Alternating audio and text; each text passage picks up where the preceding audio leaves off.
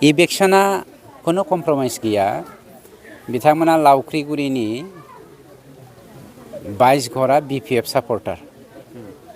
पियरलि BPF सापर्टार जोङो बिराद मोजाङै सावरायदों हा दंखायो नोंथांमोना फरायसायाव दाथां दंफां लाइफांखौ दादान होननानै जों बिथांमोनखौ बिराद बुजायदों किन्तु बिथांमोनजों बनसुवा नांफानानै दङमोन खाम्फा बरगयारि नांफाना दंमोन आंना स्पष्ट प्रमाण दङ बिथांमोना इनस्टिगेट खालामनो थाखायनो बिथांमोना दंफां फुलि दाननानै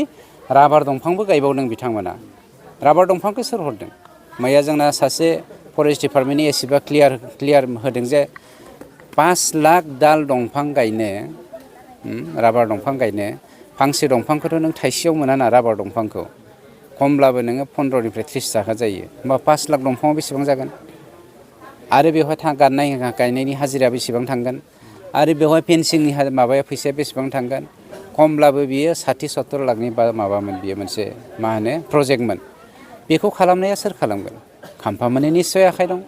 बनसुनि निस्सय आखाइ दङ जायनि जाहोनाव बे 22 घर बीपीएफ सापर्टारा बै दंफां फुलिखौ दाननानै न' लुना थाहैदोंमोन बेखौ फरेस्ट डिपार्टमेन्टआ मैया होखारफिनबाय बेयाव खुनु हारसा बर'नि खोथा गैया सोरबाया कमनेल खालामनो नागिरदोंबा बे जोंनि माबानिफ्राय जानगारनानै था जोंनि सरकारा मालाबाबो बेवहाय कमप्रमाइज खालामा दिनै बीपीएफनि बै 17 बोसोरनि समाव गावजों बिदा फंबाय जाहोलायनाय जाथिजों जाथि जाहोलायनाय थांखिखौ सोरबा लानो नागिरदोंबा बेनि सायाव जोंनि सिला नोजोरा जेब्लायबो थाबाय थागोन गतिके जों कमप्रमाइज खालामा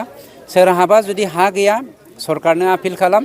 जों बेफोरबायदि जादों जोंनो नोंथांमोना थानायनि राहा लामा होनांगौ होना बेखौ सरकारा होगासिनो दंखायो बा हा खुरखा जाबाय होननानै बिथांमोना गोसोबायदि जोंनि दंफां फुलिखौ दानफायनानै न' लुना थानो हागोन नामा जों बोरै बेखौ होनो हानांगौ जाखो बेथ' पलिटिकेल षड़यन्त्रसो बे 22 घरा गोसो जानानै थाङाखै बीपीएफआसो थांहोदों बिथांमोनखौ इनस्टिगेट खालामनानै 30 बोसोरनिफ्रायनो देहायारि जोथोननि बिथिङाव बुहुमनि बयजोंबो फोथायजानाय लोगोसे साबसिन आरो रावजोंबो रुजुजायै गोरोन्थि गैयै फिथाइनि रादाय होग्रा एप'ल' डायग्नोस्टिक्सआ नोंथांमोननि साखाथियाव सौफैबाय